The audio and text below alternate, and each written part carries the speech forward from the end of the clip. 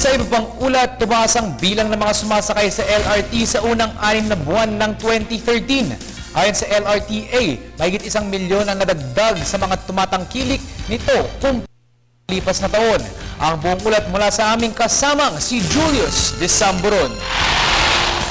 Mabilis, mura, konbinyente. Yan ang taguri sa mga mass transits ng bansa.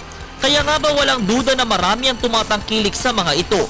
Naitala kasi ng Light Rail Transit Authority na tumaas ang bilang ng mga pasaherong sumasakay o gumagamit ng ganitong sistema ng transportasyon. Base sa kanilang datos ngayong taon, umabot sa mahigit 120 milyong katao ang napagsiserbisyuhan ng LRT Lines 1 at 2 mula Enero hanggang nitong buwan ng Hunyo. Nasa 1.2 milyon ang itinaas nito kumpara noong nakaraang taon.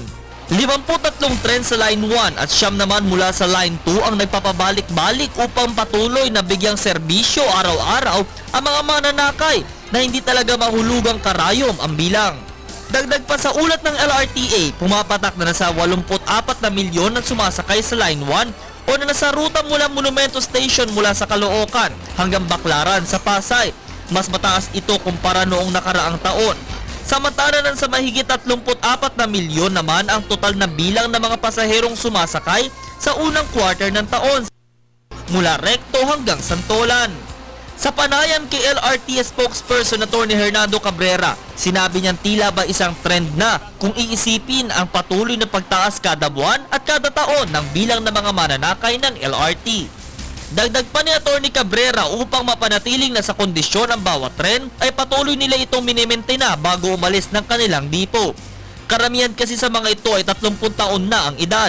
Partikular ito sa mga first generations o 1G na may 3 dugtong lamang, habang parehas na sa 4 na dugtong ang second and third generations na mga bagon.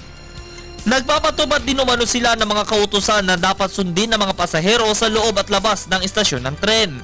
Una, ang pagsasaayos ng tamang pila o ang pag-apak lamang sa mga dilaw na guhit sa platform. Ang hindi pagsandal sa magkabilang pintuan ng tren ng ikalawa at ang hindi paggalaw o paglalaro sa anumang bahagi ng tren o emergency safety devices ay upang makaiwas sa anumang aberya. Inaasahang sa susunod na buwan ayon sa DOTC, ang napipintong deadline naman para sa bidding ng mahigit 60 bilyon na LRT Line 1 Extension Project na may halos 33 kilometrong haba mula Baclaran hanggang Nyog sa Cavite. Para sa Telebisyon ng Bayan, ako si Julius Desamburon.